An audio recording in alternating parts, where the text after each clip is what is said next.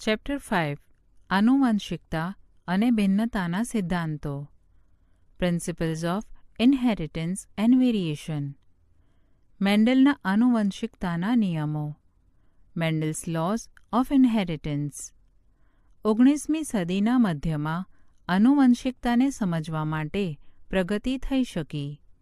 Gregor મેન્ડલે વટાણાના છોડ ઉપર 7 વર્ષ 1856 to 1863 સુધી સંકરણ એટલે કે પ્રેરિત પ્રજનનના પ્રયોગો કર્યા તથા તેના આધારે સજીવોના આનુવંશિકતાના નિયમો રજૂ કર્યા.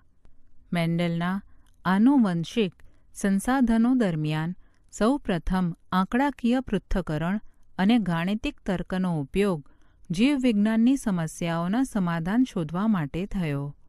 તેમના પ્રયોગોમાં નમૂનાઓની વિશાળ સંખ્યાએ તેમના આંકડાઓને વિશ્વસનીયતા પ્રાપ્ત કરાવી. સાથે સાથે તેઓના એ ઉપયોગમાં લીધેલ છોડની ઉત્તરોત્તર પેઢીઓ પર કરવામાં આવેલ પ્રયોગો તથા તેઓની સફળ ધારણાએ સિદ્ધ કર્યું કે તેના પરિણામો ભ્રામક વિચારોને બદલે મેન્ડલના આનુવંશિકતાના સામાન્ય નિયમોનું પણ નિદર્શન કરે છે. મેન્ડલે વટાણાના છોડના એ લક્ષણો પર સંશોધનો કર્યા કે જે હંમેશા વિરોધાભાસી હતા. ઉદાહરણ: ઊંચા અથવા નીચા છોડ, પીળા અથવા લીલા બીજ. આના કારણે તેઓને આનુવંશિકતાના નિયમોનું આધારભૂત માળખું તૈયાર કરવામાં સહાયતા મળી. ત્યારબાદ વૈજ્ઞાનિકોએ તેનો વિસ્તાર કર્યો, જેનાથી વિવિધ કુદરતી નિરીક્ષણ અને તેમાં નહિવત જટિલતાનું સ્પષ્ટીકરણ થઈ શક્યું. મેન્ડલે આવા અનેક શુદ્ધ સંવર્ધિત એટલે કે ટ્રુ બ્રીડિંગ વંશક્રમ વટાણાની જાતને લઈને કૃત્રિમ પરાગનયન અથવા પરપરાગનયનના પ્રયોગ કર્યા. શુદ્ધ સંવર્ધન વંશક્રમ એટલે જે ઘણી બધી પેઢીઓ સુધી સતત સ્વપરાગનયનના ફળ સ્વરૂપે સ્થાયી લક્ષણો એટલે કે ટ્રેટ પ્રદર્શિત કરે. મેન્ડલે 14 શુદ્ધ સંવર્ધિત વટાણાની જાતને પસંદ કરી, જે કોઈ એક લક્ષણને બાદ કરતા અન્ય લક્ષણોમાં સમાન હતા.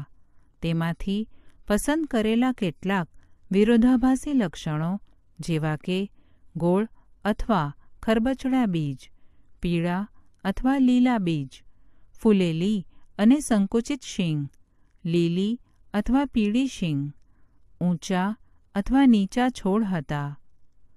મેન્ડલ દ્વારા અભ્યાસ કરવામાં આવેલ વટાણાના વિરોધાભાસી અભિવ્યક્તિઓ. ક્રમ, લક્ષણ, વિરોધાભાસી અભિવ્યક્તિઓ. 1. પ્રકાંડની ઊંચાઈ, ઊંચા, નીચા. 2. પુષ્પોનો રંગ, જાંબલી, સફેદ. 3. પુષ્પનું સ્થાન, કક્ષીય, અગ્રીય. 4. શીંગનો આકાર, ફૂલેલી, સંકુચિત. 5.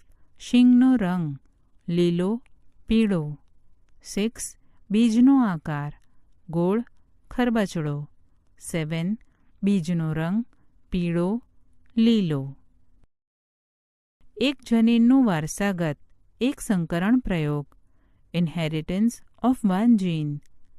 ચાલો ઉદાહરણ લઈએ કે આવો સંકરણ પ્રયોગ મેન્ડલ દ્વારા કરવામાં આવ્યો છે કે જ્યાં તેમણે વટાણાના ઊંચા અને નીચા છોડનું સંકરણ કર્યું અને આ પ્રયોગ દ્વારા એક જનીનના વારસાગમનનો અભ્યાસ કર્યો. આ સંકરણ દ્વારા પ્રાપ્ત બીજનો ઉપયોગ કરીને તેઓએ પ્રથમ સંકર પેઢીના છોડ પ્રાપ્ત કર્યા. આ પેઢીને પ્રથમ સંતતિ પેઢી એટલે કે ફિલિયલ 1 પ્રોજેની અથવા F1 પણ કહેવામાં આવે છે. મેન્ડલે જોયું કે F1 પેઢીમાં પ્રાપ્ત બધા જ છોડ ઊંચા હતા, જે પોતાના એક ઊંચા પિતૃને સમાન હતા. કોઈ પણ છોડ નીચા ન હતા. તેઓએ આ પ્રકારના પરિણામ અન્ય પ્રકારના લક્ષણોમાં જોવા મળ્યા. તેઓએ જોયું કે F1 સંતતિઓ એટલે કે પ્રથમ પેઢી હંમેશા કોઈ એક પિતૃઓને સંબંધિત હતા. બેમાંથી એક પિતૃના લક્ષણોની જ અભિવ્યક્તિ થાય છે. બીજા પિતૃના લક્ષણ અભિવ્યક્ત થતા નથી.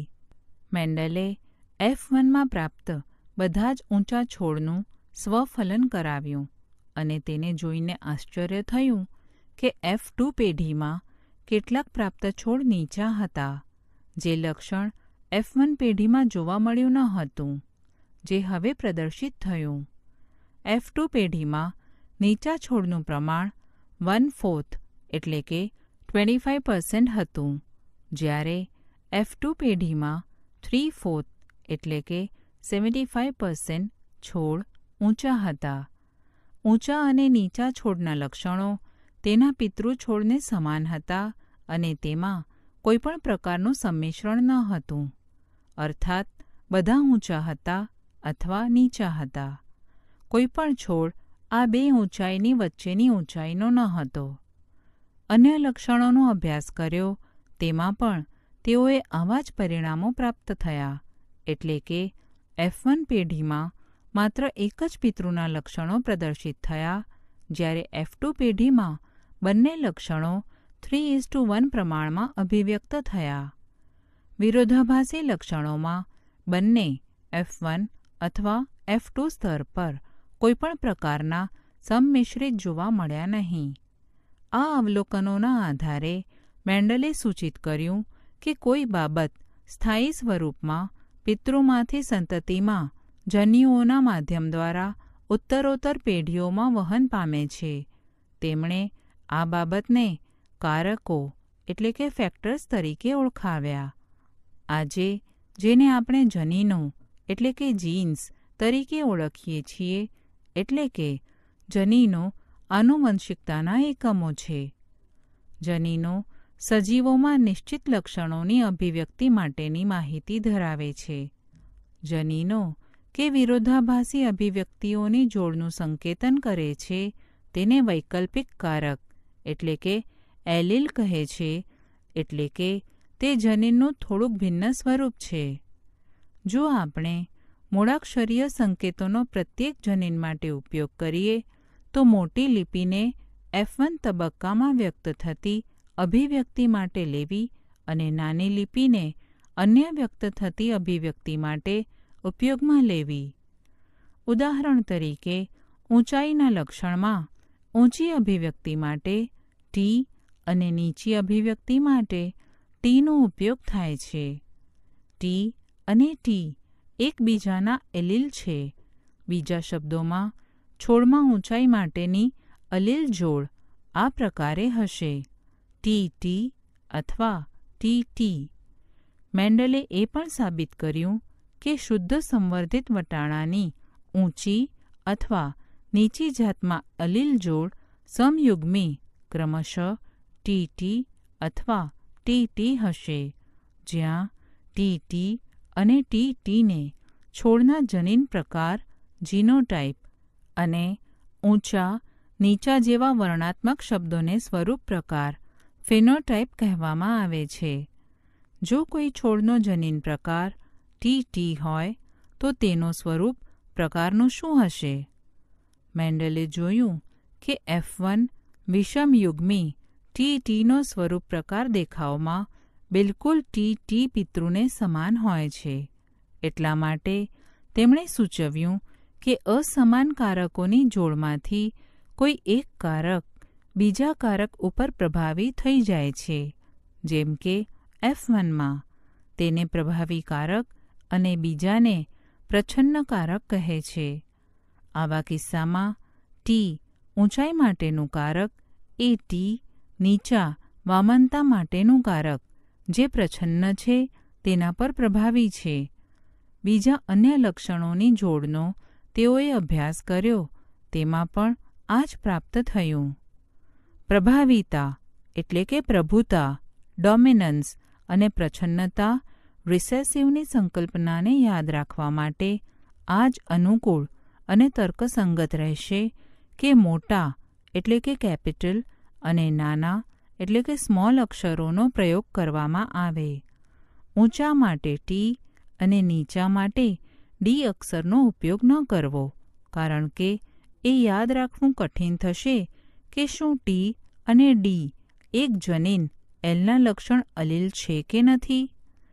સંયુગ્મની બાબતે અલીલ સમાન હોઈ શકે, જેમ કે ટી અને ટીટી, અથવા વિષમયુગ્મી બાબતે અસમાન હોઈ શકે છે, જેમ કે ટીટી. જ્યારે ટીટી છોડ એક લક્ષણ એટલે કે ઊંચાઈનું નિયંત્રણ કરતા જનીન માટે વિષમયુગ્મી છે, તેને એક સંકરણ કહેવામાં આવે છે, અને ટીટી અને ટીટી વચ્ચે કરવામાં આવેલ સંકરણને એક સંકરણ પ્રયોગ એટલે કે મોનોહાઇબ્રિડ ક્રોસ કહેવામાં આવે છે. આ નિરીક્ષણ પરથી પ્રચ્છન્ન પિતૃલક્ષણોની અભિવ્યક્તિ કોઈપણ સંમિશ્રણ વગર F2 પેઢીમાં થાય છે.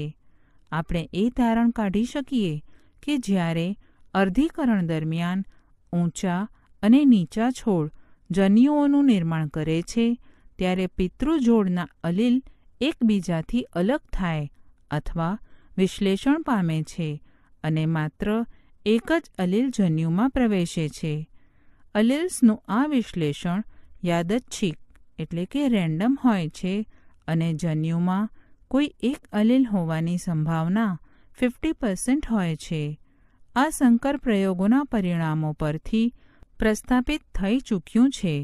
આ પ્રકારે ઊંચા ટીટી છોડના જન્યુઓમાં ટી અલીલ અને નીચા ટીટી છોડમાં ટી હોય છે.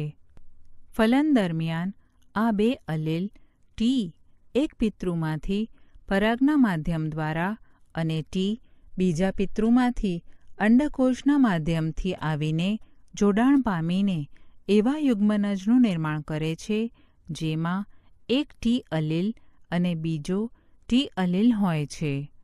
બીજા શબ્દોમાં સંકરણમાં ટી હોય છે. આ છોડ વિષમયુગ્મી એટલે કે હેટેરોઝાઇગસ છે. પુનેટ સ્ક્વેરના અધ્યયનની મદદથી પિતૃઓ દ્વારા જન્યુઓનું ઉત્પાદન, ફલિતાંડનું નિર્માણ, F1 અને F2 સંતતિના છોડને સમજી શકાય છે. તેને બ્રિટિશ જનીનશાસ્ત્રી રેજિનાલ્ડ સી પુનેટ દ્વારા વિકસાવવામાં આવી છે. આ આલેખીય રજૂઆત જનીનિક સંકરણ પ્રયોગમાં સંતતિના સંભવિત બધા જનીન પ્રકારની ગણતરી કરવા માટે વપરાય છે. આ બધા જ સંભવિત જન્યુઓને સૌથી ઉપરની હરોળમાં ડાબી બાજુના કોલમમાં બંને બાજુ લખવામાં આવે છે. બધા સંભવિત સંયોજનોને નીચેના સ્ક્વેરના ખાના એટલે કે સ્ક્વેર બોક્સીસમાં દર્શાવવામાં આવે છે કે જે માહિતી સ્ક્વેર સ્વરૂપે રજૂ થાય છે. પુનેટ સ્ક્વેરમાં ઊંચા ટીટી નર પિતૃ અને નીચા ટીટી માદા છોડ દ્વારા ઉત્પન્ન જન્યુઓ અને F1 સંતતિ પેઢી ટી દર્શાવવામાં આવેલ છે. જનીન પ્રકારના F1 છોડને સ્વપરાગિત એટલે કે સ્વફલન કરાવ્યા. F1 પેઢીના માદા અંડકોષ અને નર પરાગને ક્રમશઃ મેલ અને ફિમેલ સંકેત દ્વારા દર્શાવવામાં આવેલ છે. જનીન પ્રકાર ટીના F1 છોડ સ્વફલન કરવાથી સરખી સંખ્યામાં ટી અને ટી જનીન પ્રકાર ધરાવતા જન્યુઓ ઉત્પન્ન કરે છે. જ્યારે ફલન થાય છે ત્યારે જનીન પ્રકાર ટીના પરાગરજ દ્વારા જનીન પ્રકાર ટી અને ટીના અંડકોષને પરાગિત કરવાની સંભાવના 50% હોય છે. આ ઉપરાંત જનીન પ્રકાર ટીના પરાગરજના જનીન પ્રકાર ટી અને જનીન પ્રકાર ટીના અંડકોષને પરાગિત કરવાની સંભાવના 50% હોય છે. યાદચ્છિક આધારિત ફલનનું પરિણામ એ હોય છે કે ફલિતાંડ યુગ્મનજ એટલે કે ઝાયગોટ ટીટી અથવા ટીટી જનીન પ્રકારના હોઈ શકે છે. પુનેટ સ્ક્વેર દ્વારા યાદચ્છિક ફલનના પરિણામ સ્વરૂપ 1/4 ટીટી, 1/2 ટીટી અને 1/4 ટીટી જોઈ શકાય છે. જો કે F1માં જનીન પ્રકાર ટી હોય છે, પણ સ્વરૂપ પ્રકાર ઊંચા જોવા મળે છે. F2માં 3/4 છોડ ઊંચા, જેમાં કેટલાક ટીટી અને જ્યારે અન્ય ટીટી જનીન સ્વરૂપ ધરાવતા હતા. બાહ્ય સ્વરૂપથી તેઓને ઓળખી શકાતા નથી કે તેઓમાં જનીન પ્રકાર ટીટી કે ટીટી છે. આથી જનીન પ્રકાર ટીટીમાંથી માત્ર એક જ લક્ષણ ટી ઊંચાની અભિવ્યક્તિ થાય છે. આથી કહેવામાં આવે છે કે લક્ષણ ટી અથવા ઊંચા અલીલની એલેલ ટી અથવા નીચા લક્ષણ ઉપર પ્રભાવી છે. આ જ લક્ષણની F1માં પ્રભુતાની અસર હોય છે કે બધા જ ઊંચા છોડ હોય છે, ભલે પછી જનીન પ્રકાર ટીટી હોય, અને F2 પેઢીમાં 3/4 છોડ ઊંચા હોય છે, ભલે જનીન પ્રકાર 1/2 ટીટી અને 1/4 ટીટી હોય. અંતમાં સ્વરૂપ પ્રકાર અનુસાર 3/4 ઊંચા, 1/4 ટીટી પ્લસ 1/2 ટીટી અને 1/4 નીચા ટીટી એટલે કે 3:1 પ્રમાણ, પરંતુ તેનો જનીન પ્રકાર પ્રમાણ 1:2:1 હોય છે. ટીટી:ટીટી:ટીટીને 1/4:1/2:1/4 પ્રમાણના ગાણિતિક દ્વિપદી સંગન્યતા ax પ્લસ by² માં વ્યક્ત કરી શકાય છે, જેમાં ટી અને ટી જનીનયુક્ત જન્યુઓ સમાન આવૃત્તિ 1/2માં રહે છે.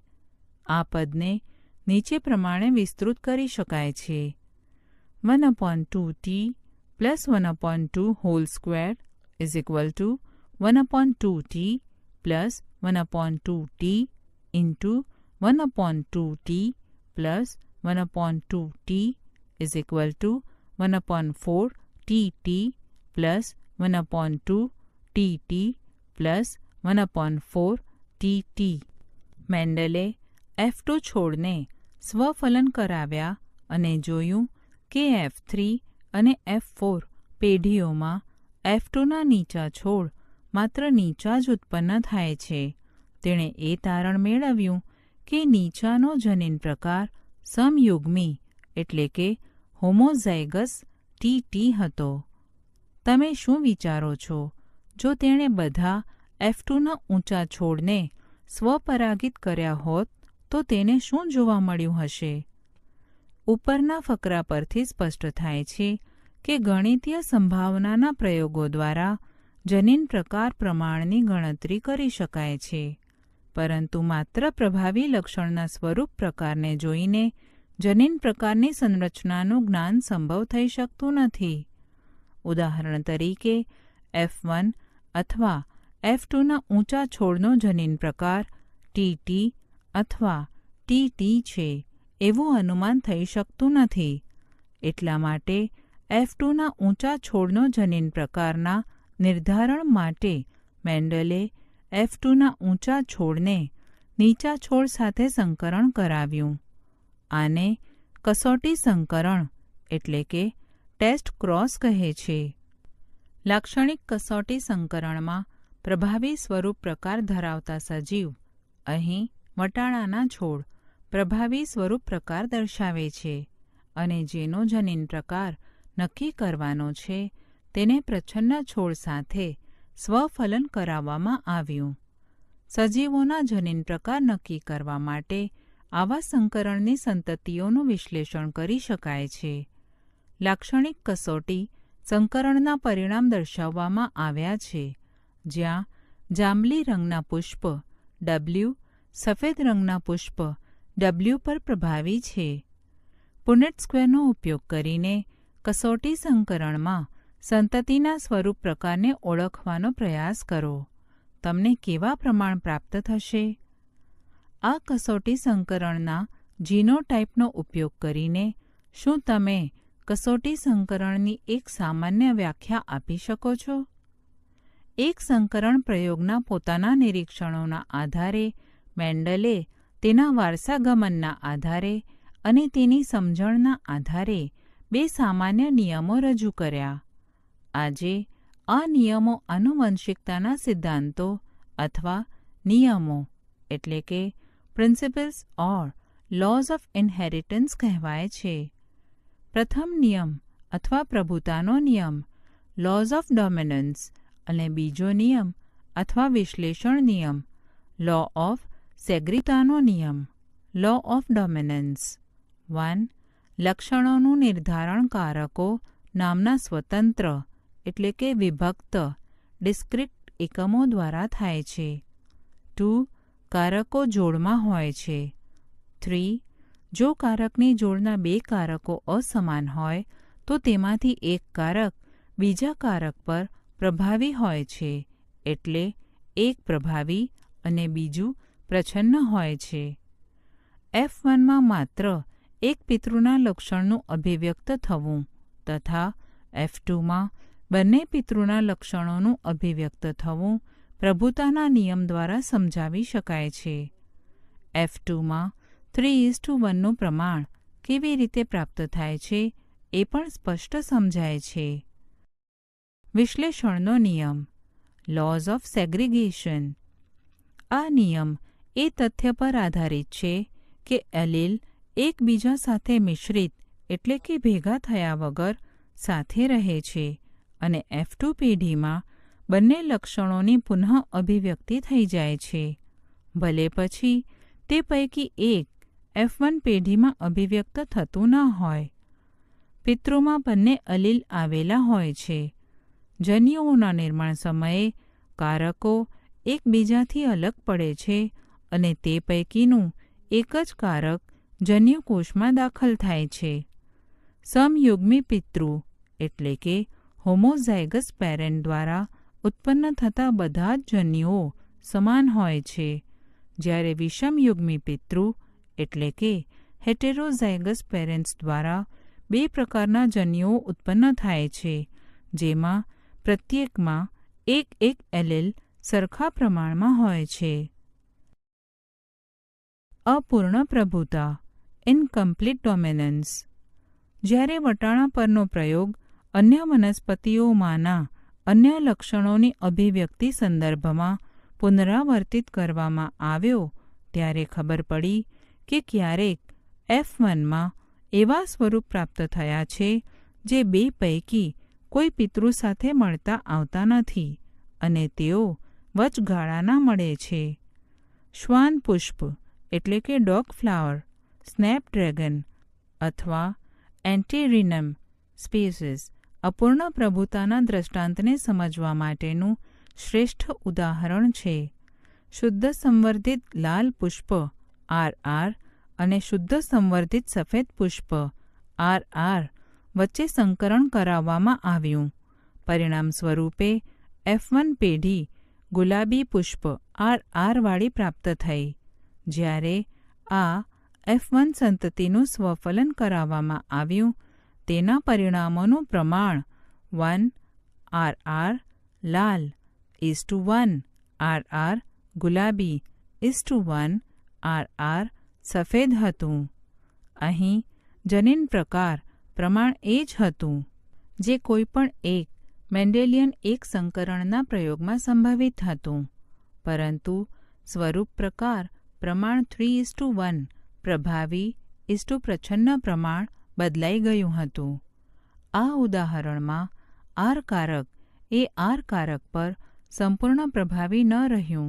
આથી લાલ RR અને સફેદ RR દ્વારા ગુલાબી RR પ્રાપ્ત થઈ ગયું.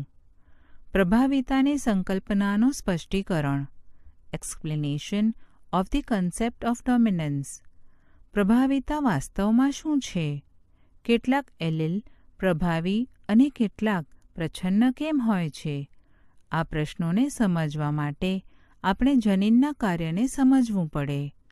તમે જાણો છો કે જનીનમાં વિશિષ્ટ લક્ષણને અભિવ્યક્ત કરવા માટેની માહિતી રહેલી હોય છે. દ્વિકીય સજીવોમાં એલીલના જોડ સ્વરૂપે પ્રત્યેક જનીનની બે નકલ હોય છે. એ આવશ્યક નથી કે એલીલની જોડ હંમેશા એક એવી જ હોય જેમ કે વિષમયુગ્મે. તેમાંથી એક એલીલની ભિન્નતાનું કારણ તેમાં આવેલા પરિવર્તન હોઈ શકે છે. આ વિષયમાં તમે આગળના પ્રકરણમાં અભ્યાસ કરશો, જે એલીલમાં ચોક્કસ માહિતીને રૂપાંતરિત કરે છે. ઉદાહરણ તરીકે, એક એવા જનીનને લેવામાં આવે કે જેમાં એક ઉત્સેચક બનાવવાની માહિતી હોય. આ જનીનના બંને પ્રતિરૂપો તેના 2 એલીલ સ્વરૂપો છે. માની લઈએ કે તે સામાન્ય એલીલ એવો સામાન્ય ઉત્સેચક ઉત્પન્ન કરે છે જે મોટાભાગે સંભવ છે, જે એક પ્રક્રિયાથી એસના રૂપાંતરણ માટે આવશ્યક છે. રૂપાંતરિત એલીલ સૈદ્ધાંતિક રીતે નીચેનામાંના કોઈના ઉત્પાદન માટે જવાબદાર હોઈ શકે છે: 1. સામાન્ય ઉત્સેચક અથવા ઓછી ક્રિયાશીલતાવાળો ઉત્સેચક, અથવા 2. બિનકાર્યક્ષમ ઉત્સેચક, અથવા 3. કોઈ જ ઉત્સેચક નથી. પહેલા કિસ્સામાં રૂપાંતરિત એલીલ એ અરૂપાંતરિત એલીલના સમાન છે, એટલે કે તે એક જ સ્વરૂપ પ્રકાર સર્જશે. તેના પરિણામ સ્વરૂપે પ્રક્રિયાથી એસનું રૂપાંતરણ થશે.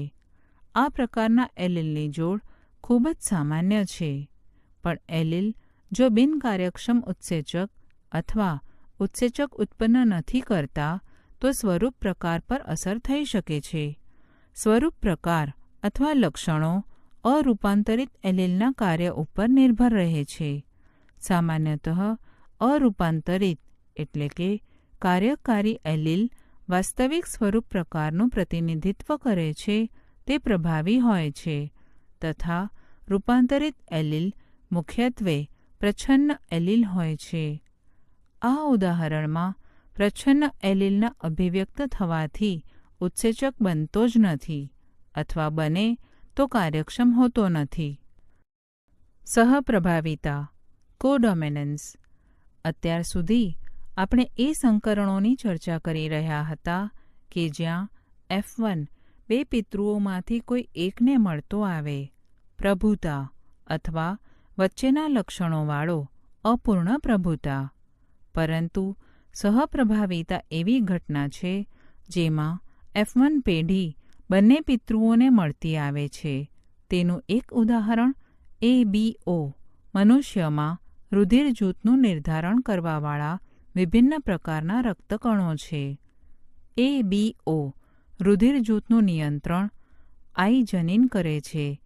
રક્તકણના કોષ સ્તરની સપાટી પરથી બહાર ઉપસેલ શર્કરા પોલિમર હોય છે, અને આ પોલિમરનો પ્રકાર કયો હશે તે બાબતનું નિયંત્રણ જનીન I દ્વારા થાય છે. આ જનીનના I 3 એલીલ IA, IB અને I હોય છે. એલીલ IA અને એલીલ IB એકબીજાથી થોડી અલગ પડતી શર્કરાનું ઉત્પાદન કરે છે, અને I એલીલ કોઈપણ પ્રકારનું શર્કરાનું ઉત્પાદન કરતું નથી, કારણ કે મનુષ્ય દ્વિકીય સજીવ 2N છે. એટલા માટે પ્રત્યેક વ્યક્તિમાં આ 3માંથી 2 પ્રકારના જનીન એલીલ હોય છે. IA અને IB સંપૂર્ણ રીતે I ઉપર પ્રભાવી હોય છે.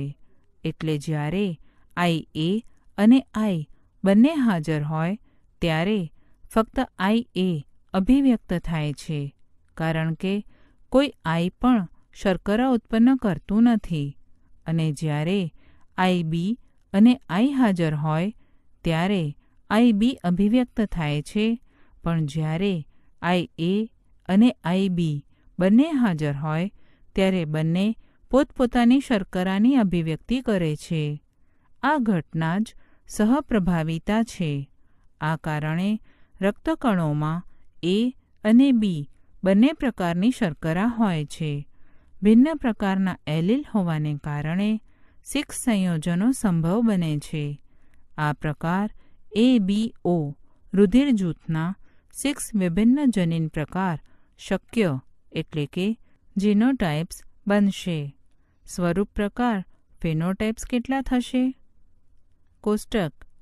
માનવ વસ્તીમાં રુધિર જૂથનો આનુવંશિક આધાર દર્શાવતું કોષ્ટક. પિતૃ 1 માંથી એલીલ, પિતૃ 2 માંથી એલીલ, સંતતિનો જનીન પ્રકાર, સંતતિનું રુધિર જૂથ. IA, IA, IA, IA, A, IA, IB, IA, IB, AB, IA, IA, IA,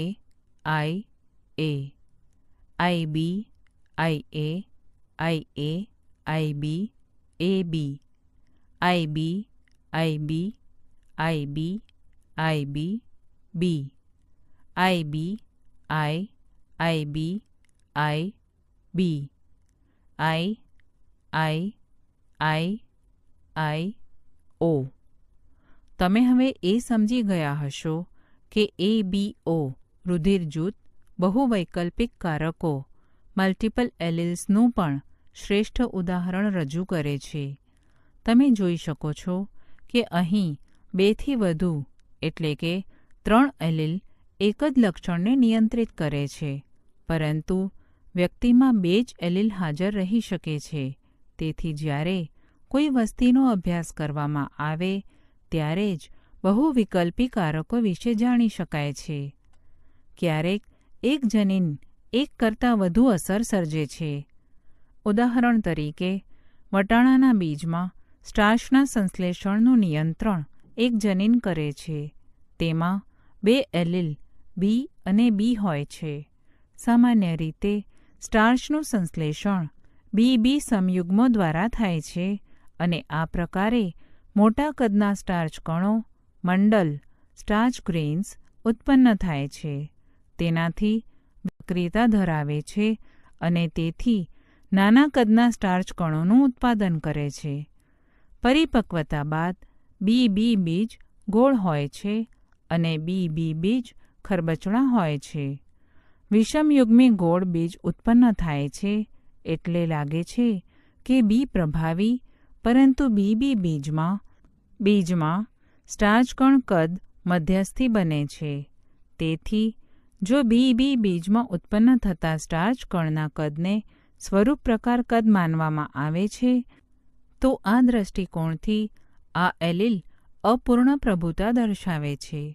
આથી પ્રભુતા એ કોઈ જનીન કે જે તેની માહિતી ધરાવતું હોય તથા તેની નીપજનું સ્વાયન એટલે કે ઓટોનોમસ લક્ષણ નથી. જ્યારે આ જનીન એકથી વધુ સ્વરૂપ પ્રકાર પર પ્રભાવ દર્શાવતું હોય તેવા કિસ્સામાં તે જનીનની નીપજ તથા નિશ્ચિત સ્વરૂપ પ્રકાર પર તેટલો જ આધાર રાખે છે. 2 જનીનોનું વારસાગમન, દ્વિસંકરણ પ્રયોગ, ઇન્હેરિટન્સ ઓફ 2 જીન્સ. મેન્ડલે વટાણાના 2 ભિન્ન લક્ષણો ધરાવતા છોડ પર સંકરણ પ્રયોગ કર્યા, જેમ કે પીળા અને ગોળ બીજવાળા છોડનું સંકરણ લીલા અને ખરબચડા બીજવાળા છોડ સાથે કરાવ્યું. મેન્ડલે જોયું કે આ પ્રકારના પિતૃના સંકરણથી માત્ર પીળા રંગવાળા ગોળ બીજના છોડ જ પ્રાપ્ત થાય છે. તમે જણાવી શકો છો કે પીળો, લીલો રંગ તથા ગોળ ખરબચડા આકારની જોડમાં કયા કયા લક્ષણો પ્રભાવી હશે?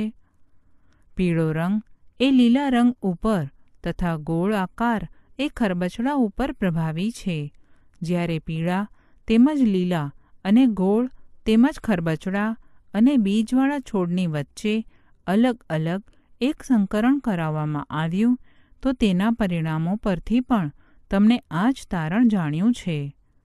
જનીન પ્રકાર સંજ્ઞા Y પ્રભાવી પીળા રંગના બીજ તથા Y પ્રચ્છન્ન લીલા રંગના બીજ માટે R ગોળ આકારના બીજ અને R ખરબચડા બીજવાળા છોડની વચ્ચે અલગ અલગ એક સંકરણ કરવામાં આવ્યું તો તેના પરિણામો પરથી પણ તેમને આ જ તારણ જણાયું છે.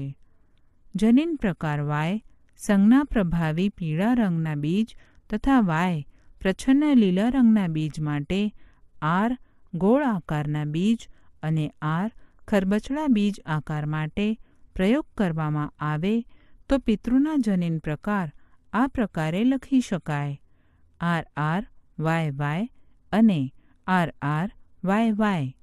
આ 2 વનસ્પતિઓના સંકરણને આકૃતિ મુજબ લખી શકાય છે, જેમાં પિતૃ છોડના પ્રકાર દર્શાવવામાં આવ્યા છે.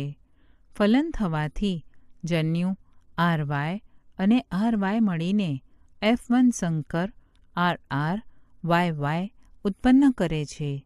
જ્યારે મેન્ડલે આ F1 છોડને સ્વફલન કરાવ્યું તો જોવા મળ્યું કે F2ના 3/4 વનસ્પતિઓના બીજ પીળા અને 1/4ના બીજ લીલા હતા.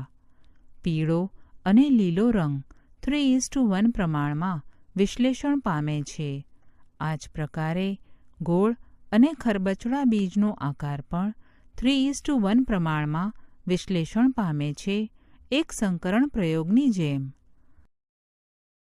મુક્ત વહેંચણીનો નિયમ લો ઓફ ઇન્ડિપેન્ડન્ટ અસોર્ટમેન્ટ. દ્વિસંકરણ પ્રયોગમાં સ્વરૂપ પ્રકાર ગોળ, પીળા, ખરબચડા, લીલા, ગોળ, લીલા અને ખરબચડા, લીલા 9:3:3:1ના પ્રમાણમાં પ્રદર્શિત થયા. મેન્ડલ દ્વારા અભ્યાસ કરવામાં આવેલ લક્ષણોની જોડમાં આવું જ પ્રમાણ થયું. 9:3:3:1ના પ્રમાણને 3 પીળા 1 લીલાની સાથે 3 ગોળ 1 ખરબચડાને સંયોજન શ્રેણીમાં વ્યુત્પન્ન કરી શકાય છે. આ વ્યુત્પન્નને આ પ્રકારે પણ લખી શકાય છે: 3 ગોળ 1 ખરબચડા 3 પીળા 1 લીલા = 9 ગોળ પીળા 3 ખરબચડા પીળા 3 ગોળ લીલા 1 ખરબચડા લીલા. દ્વિસંકરણ પ્રયોગ બે વિરોધાભાસી લક્ષણો ધરાવતા છોડ વચ્ચે સંકરણના પરિણામો પર આધારિત મેન્ડલે એક બીજો સામાન્ય નિયમ રજૂ કર્યો, જેને મેન્ડલનો મુક્ત વહેંચણીનો નિયમ કહે છે. આ નિયમ દર્શાવે છે કે જ્યારે કોઈ સંકરણમાં લક્ષણોની બે જોડ સાથે આવે છે, ત્યારે કોઈ એક જોડનું લક્ષણ બીજી જોડના લક્ષણથી સ્વતંત્ર રીતે વિશ્લેષણ પામે છે. F1 RR YY છોડમાં અર્ધીકરણ દરમિયાન અંડકોષ અને પરાગરજ ઉત્પાદનના સમયે જનીનના બે જોડના મુક્ત વિશ્લેષણને સમજવા માટે પુનેટ સ્ક્વેરનો સફળતાપૂર્વક ઉપયોગ કરી શકાય છે. જનીનની એક જોડ જનીનો R અને Rના વિશ્લેષણ પર વિચાર કરીએ તો 50% જનીઓમાં R જનીન અને બીજા 50% જનીઓમાં R જનીન હોય છે. તેમાં R અને R હોવાની સાથે સાથે LLY અને Y પણ હોય છે. YYનું વિશ્લેષણ પણ RR જેવું જ થાય છે. યાદ રાખવા જેવી મહત્વની વાત એ છે 50% R અને 50% Rનું વિશ્લેષણ 50% Y અને 50% Yના વિશ્લેષણથી સ્વતંત્ર રહેલ છે. R ધરાવતા જન્યુઓમાં 50% Y અને બીજા 50%માં Y. આ પ્રકારે R ધરાવતા જન્યુઓમાં 50% Y તથા 50% બાકી ટકામાં Y જનીન હોય છે. આથી જન્યુઓના 4 જનીન પ્રકાર બની શકે છે. 4 પ્રકારની પરાગ તથા બાકી 4 પ્રકારના અંડકોષ, જે RY, RY, RY અને RY આ પ્રકારે હોય છે, જેમાં પ્રત્યેકની સંખ્યા કુલ જન્યુઓના 25% એટલે કે 1/4 હોય છે. જ્યારે તમે પુનેટ સ્ક્વેરની બે બાજુએ અંડકોષો અને પરાગને લખશો ત્યારે એ ફલિતાંડોમાં રચનાની જાણકારી મેળવવી સરળ રહેશે, જેનાથી F2 છોડ ઉત્પન્ન થાય છે.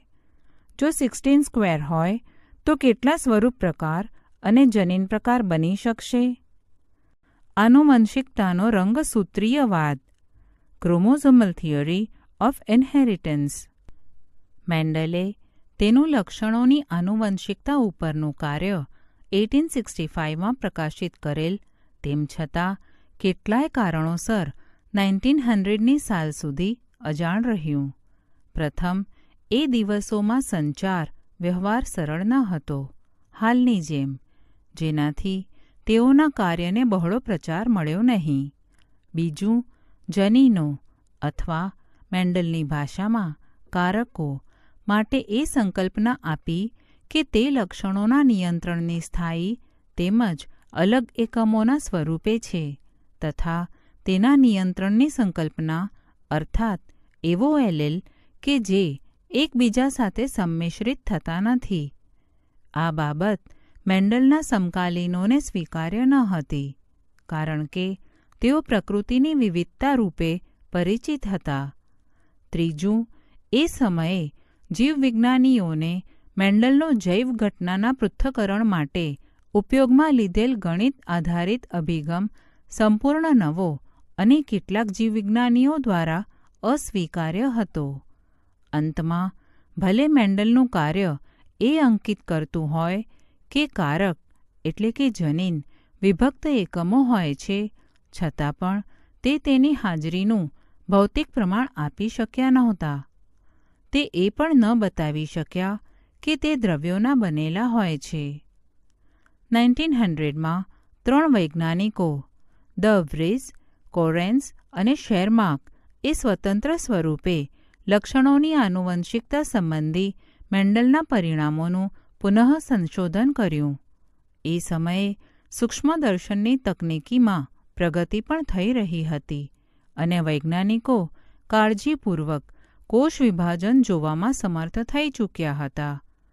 કોષ કેન્દ્રમાં એક સંરચનાની શોધ થઈ ચૂકી હતી, જે કોષ વિભાજન પહેલાં સ્વયંજનન તેમજ વિભાજિત પણ થઈ જાય છે, જેને રંગસૂત્રો, રંગકાચ કે જેને અભિરંજકથી જોઈ શકાય કહેવામાં આવ્યા. 1902 સુધી અર્ધીકરણ દરમિયાન રંગસૂત્રોની હલનચલન ગતિનું જ્ઞાન પ્રાપ્ત થઈ ગયું હતું. વાલ્ટર સટન અને થિયોડોર બોવરીએ જોયું કે રંગસૂત્રોના વ્યવહાર પણ જનીન જેવો જ છે. તેઓએ મેન્ડલના નિયમોને રંગસૂત્રોની હલનચલનની ગતિવિધિ દ્વારા સમજાવ્યા. કોષ વિભાજનની સમભાજન તેમજ અર્ધીકરણ પ્રક્રિયામાં રંગસૂત્રોની વર્તણૂકને ધ્યાનમાં રાખીને તેને સમજી શકાય છે. જનીનની જેમ જ રંગસૂત્રો પણ જોડમાં આવેલા હોય છે તથા એક જનીનની જોડના બંને એલેલ સમજાત રંગસૂત્રોના સમજાત સ્થાન પર આવેલા હોય છે. કોષ્ટક 5.3 રંગસૂત્રો અને જનીનના વર્તણૂકની સરખામણી. એ, બી જોડમાં હોય છે. જોડમાં હોય છે. જન્યુ નિર્માણ દરમિયાન એવી રીતે વિશ્લેષણ પામે છે કે જન્યુઓની પ્રત્યેક જોડમાંથી માત્ર એક જ જન્યુમાં પ્રવેશી શકે છે. જન્યુ નિર્માણ દરમિયાન વિશ્લેષણ પામે છે અને જોડમાંથી માત્ર એક જ જન્યુને પ્રાપ્ત થાય છે. અલગ અલગ જોડ એકબીજાથી સ્વતંત્ર રીતે વિશ્લેષણ પામે છે. એક જોડ બીજી જોડથી સ્વતંત્ર રીતે વિશ્લેષણ પામે છે. શું તમે જણાવી શકશો કે આ બે કોલમ એ અને બીમાંથી કયું કોલમ રંગસૂત્રોનું અને કયું કોલમ જનીનનું પ્રતિનિધિત્વ કરે છે? આ નિર્ણય તમે કેવી રીતે લીધો? અર્ધીકરણ 1ની ભાજનોત્તરાવસ્થામાં રંગસૂત્રોની બે જોડ મધ્યાવસ્થા પટ્ટિકા પર એકબીજાથી સ્વતંત્ર રીતે સુરેખિત થઈ શકે છે. આને સમજવા માટે ડાબા અને જમણા કોલમના 4 અલગ રંગના રંગસૂત્રોની સરખામણી કરો.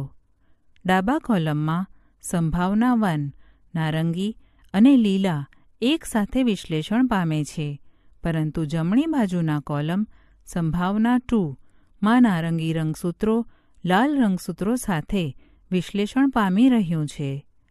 શક્યતા 1, શક્યતા 2. એક લાંબુ નારંગી અને ટૂંકું લીલું રંગસૂત્ર તથા લાંબુ પીળું અને ટૂંકું લાલ રંગસૂત્ર એક જ ધ્રુવ પર. એક લાંબુ નારંગી અને ટૂંકું લાલ રંગસૂત્ર તથા લાંબુ પીળું અને ટૂંકું લીલું રંગસૂત્ર એક જ ધ્રુવ પર. સટન અને બોવરીએ તર્ક રજૂ કર્યો કે રંગસૂત્રોની જોડ બનાવી અને અલગ એટલે કે વિશ્લેષણ પામવું તે પોતાની સાથે લઈ જવાઈ રહેલા કારકોનું વિશ્લેષણનું કારણ બનશે. સટને રંગસૂત્રોના વિશ્લેષણે મેન્ડલના સિદ્ધાંતો સાથે જોડ્યા, જેને આનુવંશિકતાનો રંગસૂત્રીય વાત કહે છે. આ વિચારના સંશ્લેષણનું પાલન કરીને થોમસ હન્ટ મોર્ગન તથા તેઓના સાથીઓએ આનુવંશિકતાનો રંગસૂત્રીયવાદ અથવા સિદ્ધાંતની પ્રયોગાત્મક ચકાસણી કરી અને લિંગી પ્રજનન ઉત્પાદનમાં જોવા મળતી ભિન્નતા માટે આધારભૂત શોધ કરી. મોર્ગને ફળમાખી ડ્રોસોફિલા મેલેનોગેસ્ટર પર કાર્ય કર્યું કે જે આવા અભ્યાસ માટે સાનુકૂળ સાબિત થઈ. તેને પ્રયોગશાળામાં સરળ સંશ્લેષિત માધ્યમમાં ઉછેરી શકાતી હતી. તે પોતાનું જીવનચક્ર 2 અઠવાડિયામાં પૂર્ણ કરે છે. તેમાં એક જ મૈથુનની માખીઓની વિપુલ સંતતિ ઉત્પન્ન થાય છે તથા તેમાં સ્પષ્ટ લિંગભેદ હતો. નર અને માદાની સહેલાઈથી ઓળખ થઈ શકતી હતી.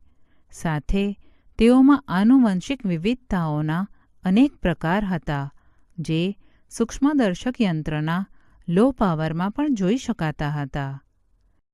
સહલગ્નતા અને પુનઃસંયોજન, લિંકેજ એન્ડ રીકોમ્બિનેશન.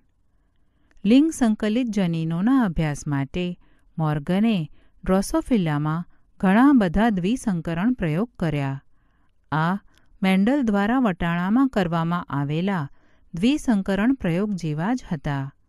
ઉદાહરણ તરીકે, મોર્ગને પીળા શરીર અને સફેદ આંખોવાળી માદા માખીનું સંકરણ બદામી શરીર અને લાલ આંખોવાળી નર માખી સાથે કરાવ્યું અને પછી F2 સંતતિનું એકબીજા સાથે પરફલન કરાવ્યું. એણે જોયું કે 2 જનીનોની જોડ એકબીજાથી સ્વતંત્ર વિશ્લેષણ ન પામી અને F2નું પ્રમાણ 9:3:3:1 કરતાં નોંધપાત્ર રીતે અલગ પ્રાપ્ત થયું. 2 જનીનોના સ્વતંત્ર રહેવા પર આ પ્રમાણ અપેક્ષિત હતું. મોર્ગન તથા તેના સહયોગીઓ એ જાણતા હતા કે જનીન X રંગસૂત્રો પર સ્થિત છે અને ત્વરિત એ પણ જાણી લીધું કે જ્યારે દ્વિસંકરણ ક્રોસમાં 2 જનીન એક જ રંગસૂત્ર પર આવેલા હોય ત્યારે પિતૃજનીન સંયોજનોનું પ્રમાણ બિનપિતૃ પ્રકારથી ખૂબ જ ઊંચું રહે છે. મોર્ગને તેનું કારણ 2 જનીનોનું ભૌતિક સંયોજન અથવા સહલગ્નતા બતાવ્યું. મોર્ગને આ ઘટના માટે સહલગ્નતા એટલે કે લિંકેજ શબ્દ આપ્યો, જે એક જ રંગસૂત્રના જનીનોના ભૌતિક જોડાણો વર્ણવે છે, અને બિનપિતૃ જનીન સંયોજનોની પેઢી માટે પુનઃસંયોજન એટલે કે રીકોમ્બિનેશન શબ્દ વાપર્યો. મોર્ગને તથા તેના સહયોગીઓએ પણ તપાસ લગાવી કે એક જ રંગસૂત્ર પર આવેલા હોવા છતાં પણ કેટલાક જનીનોની સહલગ્નતા વધુ હતી, એટલે કે પુનઃસંયોજન ઘણું ઓછું હતું, જ્યારે અન્ય ઢીલી રીતે એટલે કે લૂઝલી જોડાણ ધરાવતા હતા, એટલે કે પુનઃસંયોજન ઘણું ઊંચું હતું. ઉદાહરણ તરીકે, તેમણે શોધ્યું કે સફેદ જનીન અને પીળા જનીન ખૂબ જ મજબૂતાઈથી જોડાયેલા હતા અને તેમાં પુનઃસંયોજન 1.3% હતું, જ્યારે સફેદ અને લઘુપંખ એટલે કે મિનિએચર જનીનનું પુનઃસંયોજન પ્રમાણ 37.2% હતું, એટલે તેમાં સહલગ્નતા ઓછી હતી. મોર્ગનના વિદ્યાર્થી આલ્ફ્રેડ સ્ટર્ટીવેન્ટે એક જ રંગસૂત્રના જનીન જોડની પુનઃસંયોજિત આવૃત્તિને જનીનો વચ્ચેનું અંતર માનીને રંગસૂત્રોમાં તેઓની સ્થિતિનો નકશો દર્શાવ્યો. આજકાલ પૂર્ણ જીનોમના અનુક્રમના નિર્ધારણમાં જનીનિક નકશા એટલે કે જેનેટિક મેપ્સ ખૂબ જ વધારે ઉપયોગમાં લેવાઈ રહ્યા છે. આવું જ હ્યુમન જીનોમ અનુક્રમણ પ્રોજેક્ટમાં પણ વર્ણિત કરવામાં આવેલ છે. બહુજનીનિક વારસો પોલિજેનિક ઇન્હેરિટન્સ. મેન્ડલના અભ્યાસે મુખ્યત્વે તે લક્ષણો વર્ણવ્યા છે જે અલગ અલગ અભિવ્યક્તિઓ દર્શાવે, જેમ કે પુષ્પનો રંગ કે જે જાંબલી કે સફેદ હોય છે, પરંતુ જો તમે આસપાસ જોશો તો તમને ત્યાં ઘણી લાક્ષણિકતાઓ જોવા મળશે જે તેમની ક્રિયામાં એટલી ભિન્ન નથી અને સમગ્ર ઘટકોમાં ફેલાય છે. ઉદાહરણ તરીકે, માનવોમાં માત્ર ઊંચા અથવા નીચા લોકો એવા બે અલગ અલગ વિકલ્પો જ ન હોય, પરંતુ સંભવિત ઊંચાઈની સંપૂર્ણ શ્રેણી હોય છે. આવા લક્ષણો સામાન્ય રીતે 3 અથવા વધુ જનીનો દ્વારા નિયંત્રિત થાય છે અને તેથી તેને બહુજનીનિક લક્ષણો એટલે કે પોલીજેનિક ટ્રેટ્સ કહે છે. બહુવિધ જનીન બહુજનીનિક વારસા સાથે સંકળાયેલા હોવા ઉપરાંત પર્યાવરણના પ્રભાવને પણ ધ્યાનમાં લે છે. માનવ ત્વચાનો રંગ આનું એક અન્ય ઉત્કૃષ્ટ એટલે કે ક્લાસિક ઉદાહરણ છે. બહુજનીનિક લક્ષણમાં સ્વરૂપ પ્રકાર દરેક એલીલના સહયોગથી નિર્દેશિત કરે છે, એટલે કે દરેક એલીલની અસર ઉમેરાય છે. આને સારી રીતે સમજવા માટે આપણે ધારીએ કે 3 જનીનો A, B, C ત્વચાના રંગને નિયંત્રિત કરે છે. આમાંના પ્રભાવી સ્વરૂપો A, B અને C ત્વચાના ઘેરા રંગ માટે જવાબદાર છે અને પ્રચ્છન્ન સ્વરૂપો A, B અને C ઝાંખા એટલે કે લાઇટ રંગ માટે જવાબદાર છે. બધા જ પ્રભાવી એલીલ AA, BB, CC સાથેનો જનીન પ્રકાર એકદમ ઘેરો રંગ ધરાવે છે અને તે જ રીતે પ્રચ્છન્ન એલીલ AA, BB, CC સાથેનો એકદમ ઝાંખો રંગ દર્શાવે છે. ધારણા એટલે કે અપેક્ષા પ્રમાણે 3 પ્રભાવી એલીલ અને 3ની સંખ્યામાં પ્રચ્છન્ન એલીલ ધરાવતો જનીન પ્રકાર ત્વચાનો વચગાળાનો રંગ ધરાવે છે. આ અનુસંધાને જનીન પ્રકારમાં દરેક એલીલની સંખ્યા વ્યક્તિગત ત્વચાના ઘેરા અને ઝાંખા રંગ માટે જવાબદાર છે. પ્લિયોટ્રોપી. અત્યાર સુધી આપણે જનીનનો એક જ સ્વરૂપ પ્રકાર અથવા લક્ષણ ઉપર અસર જોઈ.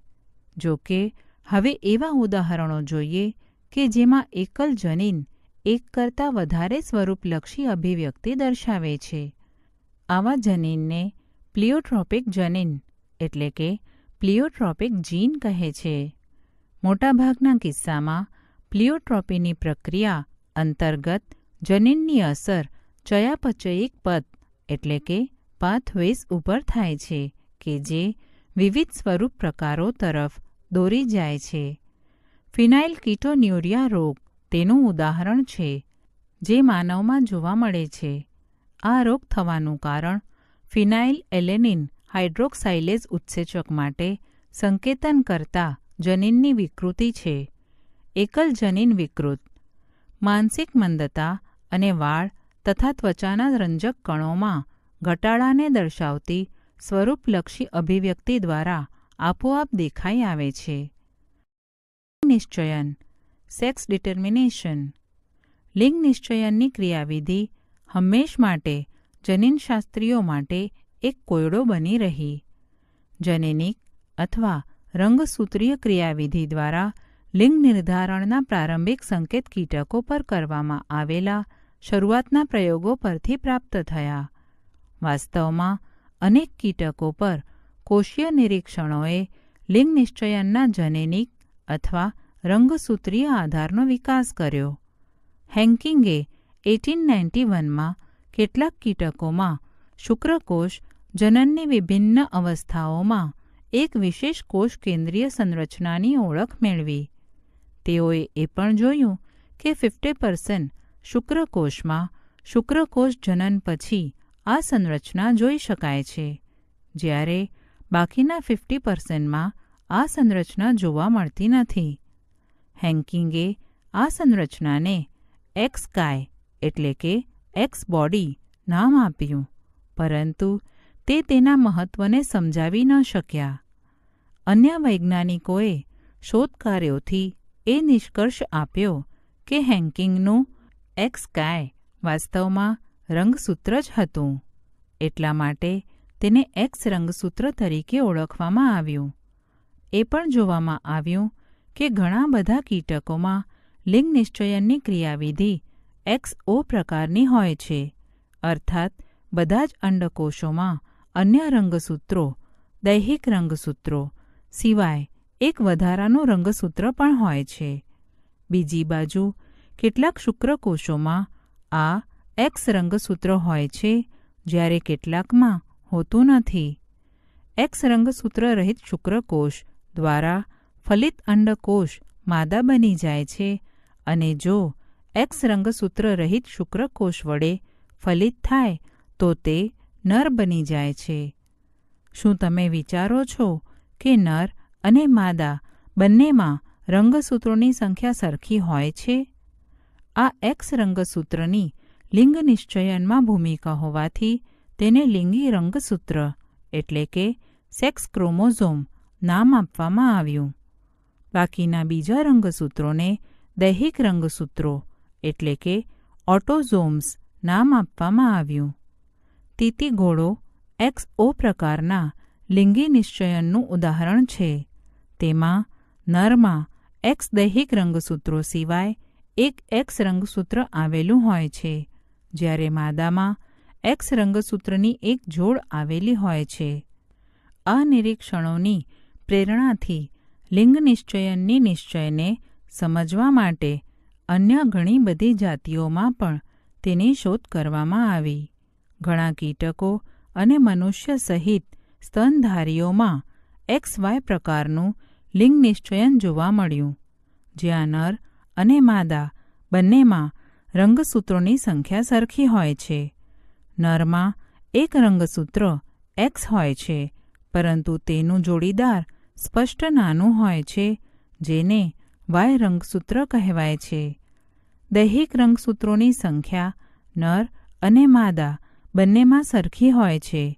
બીજા શબ્દોમાં, નરમાં દૈહિક રંગસૂત્રો સાથે XY હોય છે અને માદામાં દૈહિક રંગસૂત્રો સાથે XX હોય છે.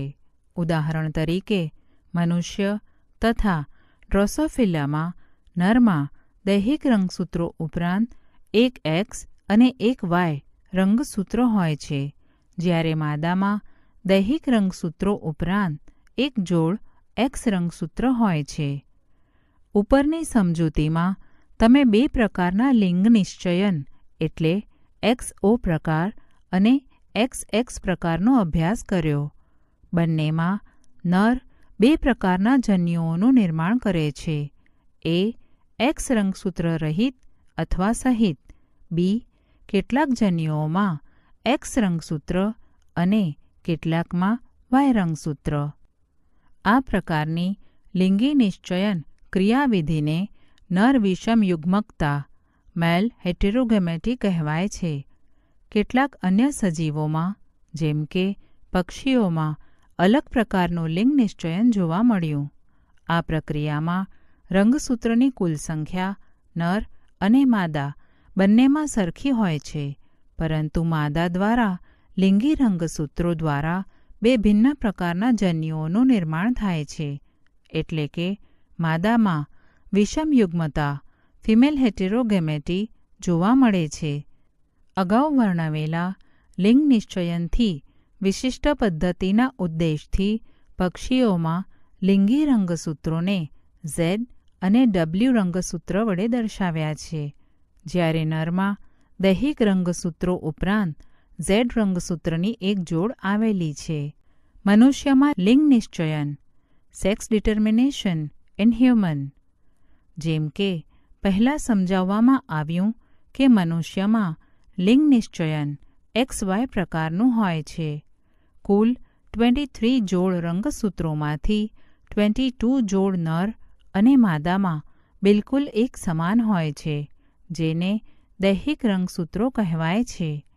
માદામાં X રંગસૂત્રની એક જોડ હોય છે અને નરમાં X રંગસૂત્ર ઉપરાંત એક Y રંગસૂત્ર હોય છે, જે નરમાં લક્ષણોને નિર્ધારિત કરે છે. નરમાં શુક્રકોષ જનન દરમિયાન બે પ્રકારના જન્યુઓ બને છે. કુલ ઉત્પન્ન થતા શુક્રકોષમાંથી 50% એક્સ રંગસૂત્રયુક્ત હોય છે અને 50% વાયયુક્ત હોય છે. તેની સાથે દૈહિક રંગસૂત્રો તો હોય જ છે. માદામાં એક જ પ્રકારનો અંડકોષ બને છે, જેમાં એક્સ રંગસૂત્ર હોય છે. અંડકોષમાં એક્સ અથવા વાય પ્રકારના રંગસૂત્રોથી ફલન થવાની સંભાવના સરખી રહે છે. જો અંડકોષનું ફલન એક્સ પ્રકારના શુક્રકોષ દ્વારા થશે તો યુગ્મનજ એટલે કે ફલિતાંડ માદા XX માં વિકસિત થશે અને જો વાય પ્રકારના શુક્રકોષ દ્વારા ફલન થવાથી નર સંતતિ જન્મ લે છે. આથી સ્પષ્ટ છે કે શુક્રકોષની આનુવંશિક સંરચના જ શિશુનું લિંગ નિશ્ચયન કરે છે. એ પણ સ્પષ્ટ છે કે પ્રત્યેક ગર્ભાવસ્થામાં શિશુને નર અથવા માદા તરીકે વિકસવાની સંભાવના 50% હોય છે. આ આપણી કમનસીબી છે કે સમાજ કન્યાના જન્મ માટે માતાને દોષિત ગણે છે. આ ખોટા વિચારોના કારણે તેની સાથે બહિષ્કૃત વ્યવહાર થતા આવ્યા છે. મધમાખીમાં લિંગ નિશ્ચયન. Sex determination in honeybee. મધમાખીમાં લિંગ નિશ્ચયન વ્યક્તિગત પ્રાપ્ત કરેલા રંગસૂત્રોના સમૂહ એટલે કે સેટ્સની સંખ્યા ઉપર આધારિત છે. સંતતિ શુક્રકોષ અને અંડકોષના જોડાણથી બને તો માદા રાણી ક્વીન અથવા કાર્યકર વર્કર તરીકે વિકસે છે અને અફલિત અંડકોષ અસંયોગી જનન દ્વારા નર એટલે કે ડ્રોન તરીકે વિકસે છે. આનો અર્થ એ થાય કે નરમાં માદા કરતાં રંગસૂત્રોની સંખ્યા અડધી હોય છે. માદા દ્વિકીય 32 રંગસૂત્રો ધરાવતી અને નર એકકીય એટલે કે 16 રંગસૂત્રો ધરાવતો, જેને એકકીય દ્વિકીય એટલે કે હેપ્લોડિપ્લોઇડ લિંગ નિશ્ચયન પદ્ધતિ કહે છે. અને વિશિષ્ટ લક્ષણની લાક્ષણિકતા જેવી કે નર સમવિભાજન દ્વારા શુક્રકોષ ઉત્પન્ન કરે છે. તેઓને પિતા નથી અને તેથી પુત્રો પણ નથી, પરંતુ તેઓને દાદા અને પૌત્રો છે. પક્ષીઓમાં લિંગ નિશ્ચયનની ક્રિયાવિધિ ભિન્ન પ્રકારની કેમ છે? બાળમરઘી એટલે કે ચિકનની ઉત્પત્તિ માટે જવાબદાર કોણ છે, શુક્રકોષ કે અંડકોષ? વિકૃતિ મ્યુટેશન. વિકૃતિ એવી ઘટના છે જેના પરિણામે ડીએનએના અનુક્રમ એટલે કે સિક્વેન્સીસમાં વૈકલ્પિક બદલાવ પ્રેરાય છે. તેના પરિણામ સ્વરૂપે સહજીવનના જનીન પ્રકાર અને સ્વરૂપ પ્રકારમાં પરિવર્તન આવી જાય છે. પુનઃસંયોજન સિવાય વિકૃતિ એ અસાધારણ ક્રિયા છે કે ડીએનએમાં વિવિધતા લાવે છે. આગળના પ્રકરણ 6માં અભ્યાસ કરશો કે પ્રત્યેક રંગસૂત્રિકા એટલે કે કેરામેટિડમાં એક છેડાથી બીજા છેડા સુધી સળંગ અત્યંત ગૂંચળા સ્વરૂપે ડીએનએનું એક કુંતલ આવેલ હોય છે.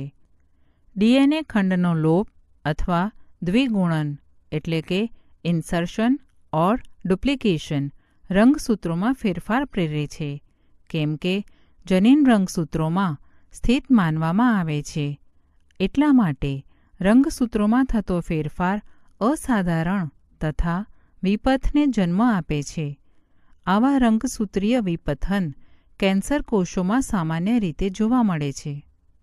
આનાથી વિશેષ ડીએનએની એક બેઝ જોડમાં થતું પરિવર્તન પણ વિકૃતિ પ્રેરે છે.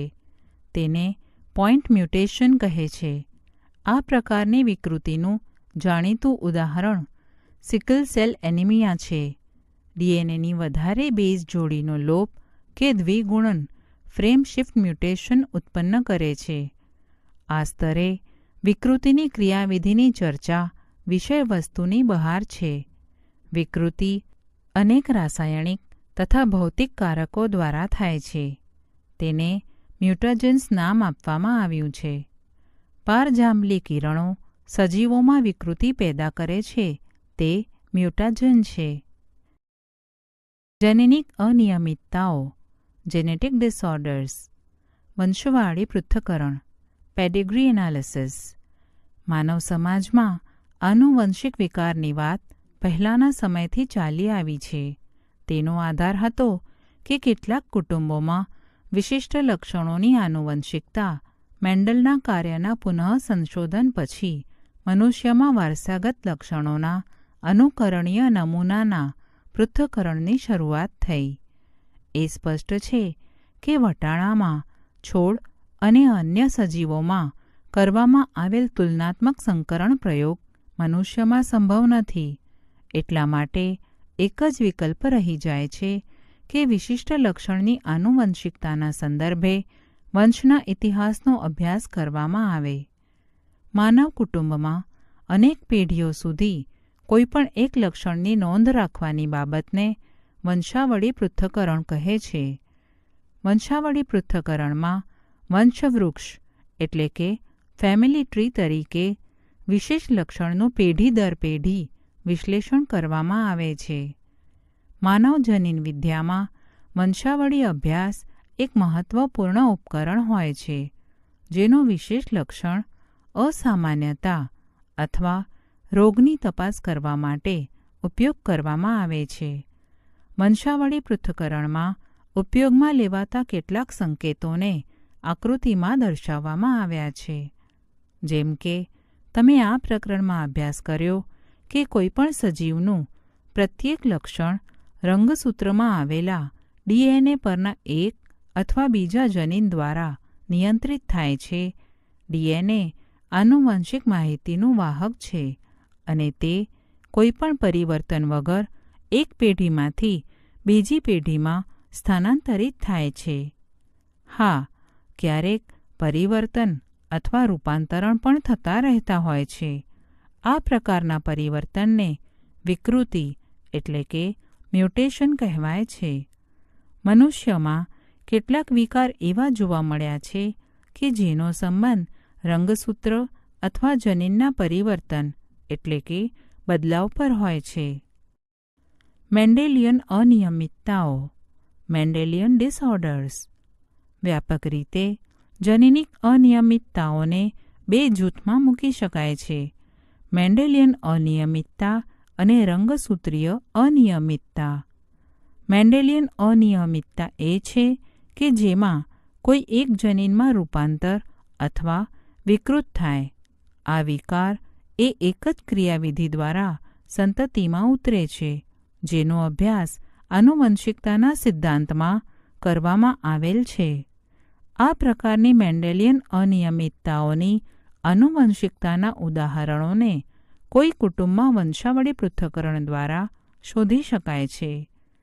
મેન્ડેલિયન વિકારોના સૌથી સામાન્ય ઉદાહરણ હિમોફેલિયા, cystic fibrosis, sickle cell anaemia, રંગ અંધતા, ફિનાઇલકીટોન્યુરિયા, થેલેસેમિયા વગેરે છે. અહીં એ પણ બતાવવું જરૂરી છે કે મેન્ડેલિયન અનિયમિતતાઓ પ્રભાવી અને પ્રચ્છન્ન પણ હોઈ શકે છે. જેમ કે હિમોફેલિયામાં જોવા મળે છે તે મુજબ આ લક્ષણ વાહક માદામાંથી નર સંતતિને પ્રાપ્ત થાય છે. આ વંશાવળી એટલે કે પેડિગ્રીનો નમૂનો આકૃતિમાં પ્રભાવી અને પ્રચ્છન્ન લક્ષણ દ્વારા દર્શાવવામાં આવેલ છે. તમારા શિક્ષક સાથે ચર્ચા કરો અને દૈહિક તથા લિંગી રંગસૂત્રો સંલગ્ન લક્ષણોવાળા વંશાવળી પૃથ્થકરણનો ચાર્ટ બનાવો. રંગ અંધતા, કલર બ્લાઇન્ડનેસ. આ લિંગ સંલગ્નમાં પ્રચ્છન્ન જનીનની ખામી છે, જે લાલ અથવા લીલા રંગના શંકુકોષોની ખામી છે, જેના પરિણામે લાલ અને લીલા રંગ પારખવામાં નિષ્ફળ જવાય છે. આ ખામી એક્સ રંગસૂત્ર ઉપર હાજર કેટલાક જનીનોની વિકૃતિને કારણે થાય છે. આ આશરે 8% નરોમાં જ્યારે આશરે 0.4% માદાઓમાં જોવા મળે છે. આનું કારણ લાલ અને લીલા રંગની અંધતા માટેના જનીનો એક્સ રંગસૂત્રો ઉપર આવેલ છે. નર ફક્ત એક જ માદા 2 એક્સ રંગસૂત્રો ધરાવે છે. સ્ત્રી કે જે આ જનીન ધરાવે છે તેના પુત્રમાં રંગ અંધ થવાની 50% શક્યતાઓ છે. માતા પોતે રંગ અંધ નથી કારણ કે જનીન પ્રચ્છન્ન છે. આનો અર્થ એ થાય કે તેની અસરને તેને મળતા આવતા પ્રભાવી સામાન્ય જનીન દ્વારા દબાવી દેવામાં આવે છે.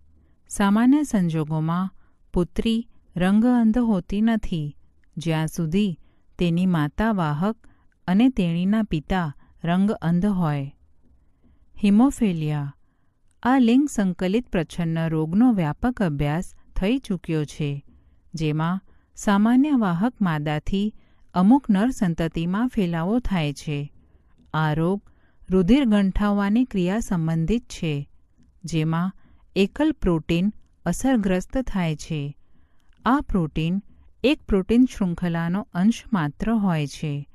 એના કારણે અસરગ્રસ્ત વ્યક્તિના શરીરમાં નાનો ઘા પડવાથી પણ રુધિરનું નીકળવું બંધ થતું નથી. વિષમયુગ્મી માદા એટલે કે વાહક દ્વારા આ હિમોફિલિયા રોગ પુત્રોમાં વહન પામે છે. માદાની રોગગ્રસ્ત થવાની સંભાવના નહિવત હોય છે કારણ કે આ પ્રકારની માદાની માતા, વાહક અને પિતા હિમોફિલિયા હોવા જરૂરી છે, જે વધુ ઉંમર સુધી જીવિત નથી રહેતા. રાણી વિક્ટોરિયાના કુટુંબની વંશાવળી આવા અનેક હિમોફિલિયા વારસો ધરાવતા સંતાનો દર્શાવે છે કારણ કે રાણી આ રોગના વાહક હતા. સિકલ સેલ એનિમિયા આ એક દૈહિક રંગસૂત્રો સંલગ્ન પ્રચ્છન્ન લક્ષણ છે જે પિતૃમાંથી સંતતિમાં આવે ત્યારે જ પ્રવેશ કરે છે, જ્યારે બંને પિતૃઓ જનીનના વાહક હોય અથવા વિષમયુગ્મી. આ રોગનું નિયંત્રણ એકજોડ જનીન HbA અને HbS કરે છે. રોગના લક્ષણો સંભવ જીનોટાઇપમાંથી માત્ર HbS વાળા સમયુગ્મી વ્યક્તિઓમાં દેખાય છે. વિષમયુગ્મી HbA HbS 50% હોય છે. આ વિકારનું કારણ હિમોગ્લોબિન અણુની બીટા ગ્લોબિન શૃંખલાના છઠ્ઠા ક્રમમાં આવેલ amino acid glutamic acid GLU નું વેલાઇન VAL દ્વારા દૂર થવાનું છે. ગ્લોબિન પ્રોટીનમાં એમિનો એસિડની આ બાદબાકી બી ગ્લોબિનના છઠ્ઠા સંકેતમાં ગેગના સ્થાને દ્વારા દૂર થવાના કારણે થાય છે. ઓછા ઓક્સિજનની સ્થિતિમાં વિકૃત હિમોગ્લોબિન અણુમાં બહુલીકરણ થઈ જાય છે અને તાણના કારણે RRCનો દ્વિત અંતર્ગોળ આકાર બદલાઈને દાતરડા એટલે કે સિકલ આકારનો થઈ જાય છે. ફિનાઇલ કીટોન્યુરિયા આ જન્મજાત ચયાપચયિક ખામી પણ દૈહિક પ્રચ્છન્ન લક્ષણોની જેમ આનુવંશિકતા દર્શાવે છે. રોગગ્રસ્ત વ્યક્તિમાં ફિનાઇલ એલેનિન નામના એમિનો એસિડને ટાયરોસિન એમિનો એસિડમાં રૂપાંતરણ કરવા માટે જરૂરી ઉત્સેચકની ઉણપ થઈ જાય છે. પરિણામ સ્વરૂપે ફિનાઇલ એલેનિન એકત્રિત થતો રહે છે અને ફિનાઇલ પાયરુવિક એસિડ તથા વ્યુત્પન્નોમાં ફેરવાય છે. તેના એકત્રીકરણથી માનસિક નબળાઈ આવી જાય છે. મૂત્રપિંડ દ્વારા ઓછો શોષણ પામવાથી તે વધુ પડતો મૂત્ર સ્વરૂપે ઉત્સર્જન પામે છે. થેલેસેમિયા આ પણ એક દૈહિક સંલગ્ન પ્રચ્છન્ન જનીનથી થતો રુધિર રોગ છે. તે પિતૃઓમાંથી સંતતિમાં કે બંને પિતૃઓમાં બિનઅસરકારક વાહક જનીન અથવા વિષમયુગ્મીને વહન કરતા હોય. આ અસર થવાનું કારણ વિકૃતિ અથવા દૂર થવું, જેના આખરી પરિણામમાં હિમોગ્લોબિનના નિર્માણમાં વપરાતી ગમે તે એક ગ્લોબિનની સાંકળ આલ્ફા અને બીટા સાંકળોના સંશ્લેષણમાં ઘટાડો છે. આને કારણે હિમોગ્લોબિનના અસામાન્ય અણુઓ નિર્માણ પામે છે, જેને પરિણામે એનિમિયા થાય છે, જે રોગનું લક્ષણ છે. હિમોગ્લોબિન અણુની કઈ સાંકળ અસર કરતા છે તેને આધારે થેલેસેમિયાનું વર્ગીકરણ કરી શકાય છે. આલ્ફા થેલેસેમિયામાં આલ્ફા ગ્લોબિન સાંકળનું ઉત્પાદન અસરકર્તા છે, જ્યારે બીટા થેલેસેમિયામાં બીટા ગ્લોબિન સાંકળનું ઉત્પાદન અસરકર્તા છે. આલ્ફા થેલેસેમિયા એ નજીકથી જોડાયેલા સંલગ્ન જનીનો HbA1 અને HbA2 કે જે દરેક પિતૃના 16મા રંગસૂત્ર પર આવેલ છે તેના દ્વારા નિયંત્રિત હોય છે અને 1 કે 4 જનીનમાંથી વધુ જનીનોમાં વિકૃતિ અથવા દૂર કરવાના કારણે જોવા મળે છે, જેમાં વધુ જનીનો અસરકર્તા તેમ આલ્ફા ગ્લોબિન અણુઓમાંથી ઉત્પાદન ઓછું, જ્યારે બીટા થેલેસેમિયા એકલ જનીન HBB કે જે દરેક પિતૃના 11મા રંગસૂત્ર ઉપર આવેલ છે તેના દ્વારા નિયંત્રિત થાય છે અને તે એક અથવા બંને એક જનીનમાં વિકૃતિ અથવા દૂર કરવાના કારણે જોવા મળે છે. થેલેસીમિયા સિકલ સેલ એનિમિયાથી અલગ છે, જેમાં અગાઉનામાં ગ્લોબિનના અણુના સંશ્લેષણની માત્રાત્મક એટલે કે ક્વોન્ટિટેટિવલી સમસ્યા છે, જ્યારે બાદમાં ખોટી રીતે કાર્ય કરતા ગ્લોબિનના સંશ્લેષણની ગુણાત્મક એટલે કે ક્વોલિટેટિવલી સમસ્યા છે.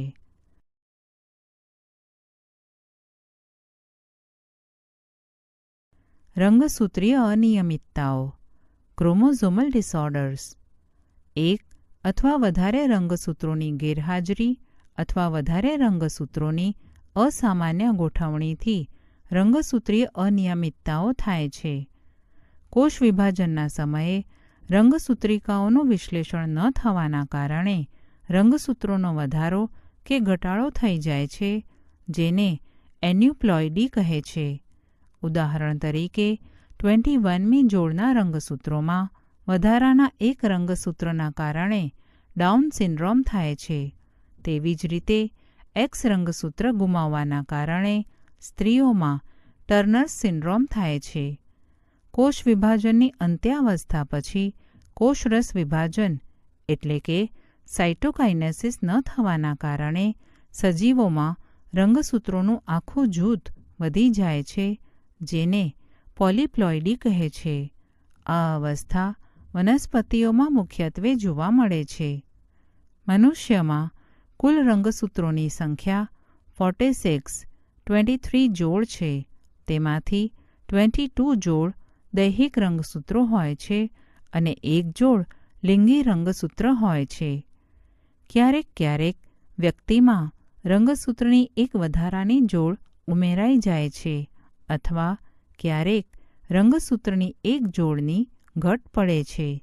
આ સ્થિતિઓને ક્રમશઃ રંગસૂત્રોની ટ્રાયસોમી અથવા મોનોસોમી કહેવામાં આવે છે. આવી સ્થિતિની અસરથી વ્યક્તિમાં ગંભીર રોગ થઈ જાય છે. રંગસૂત્રીય અનિયમિતતાના સામાન્ય ઉદાહરણ Down syndrome, Turner syndrome, Klinefelter syndrome વગેરે છે. ડાઉન સિન્ડ્રોમ આ આનુવંશિક અનિયમિતતા થવાનું કારણ 21માં રંગસૂત્રમાં ટ્રાયસોમી 21 એક વધારાનું રંગસૂત્ર ઉમેરવાનું છે. આ ખામીનું સૌ પ્રથમ વર્ણન 1866માં લેંગડન ડાઉન વૈજ્ઞાનિક દ્વારા કરવામાં આવ્યું હતું. અસરગ્રસ્ત વ્યક્તિ ટૂંકું કદ અને ગોળ માથું ધરાવે છે, ખાંચાયુક્ત તિરાડવાળી જીભ હોય છે અને મુખ આંશિક ખુલે છે. હથેળી પહોળી અને લાક્ષણિક ગળીઓવાળી હોય છે. શારીરિક માનસિક મંદતા અને માનસિક વિકાસ રૂંધાયેલો હોય છે.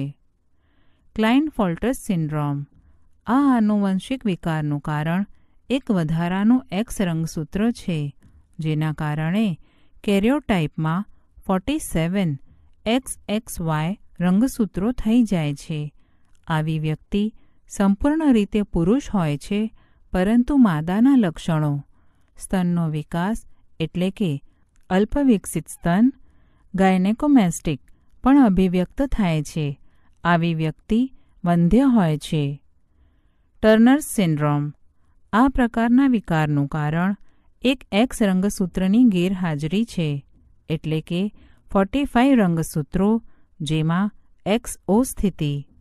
આવી સ્ત્રી વંધ્ય હોય છે, કેમ કે અંડપિંડ અલ્પવિકસિત હોય છે. ઉપરાંત અન્ય લક્ષણો જેવા કે દ્વિતીય જાતીય લક્ષણોનો અભાવ હોય છે.